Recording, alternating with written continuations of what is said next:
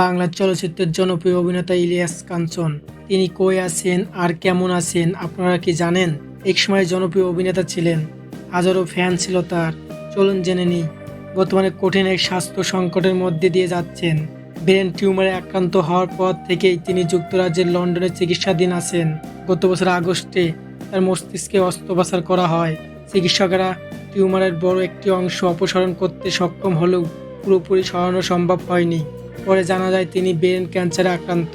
এরপর শুরু হয় দীর্ঘ চিকিৎসা, কেমোথেরাপি ও ওরাল থেরাপি একাধিক ধাপ সম্পূর্ণ করলেও তার শারীরিক অবস্থার উল্লেখযোগ্য উন্নতি হয়নি।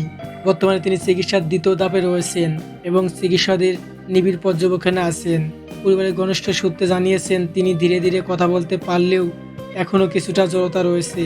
তবে আশার খবর হলো ক্যান্সার শরীরের অন্য কোথাও ছড়িয়ে পড়েনি। বর্তমানে লন্ডনে মেয়ের বাসায় পরিবারকে সঙ্গে নিয়ে সময় কাটাচ্ছেন এই কিংবদন্তি অভিনেতা।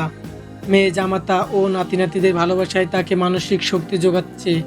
ইলিয়াস কাঞ্চনের সাম্প্রতিক কিছু ছবি দেখে অনেকেই ভেবেছিলেন তিনি দ্রুত সুস্থ হয়ে উঠেছেন, কিন্তু বাস্তব হলো তার সুস্থতার পথ এখনও দীর্ঘ। প্রিয় দর্শক, আপনার এই প্রিয় অভিনেতা দ্রুত সুস্থর জন্য দোয়া করুন। ধন্যবাদ।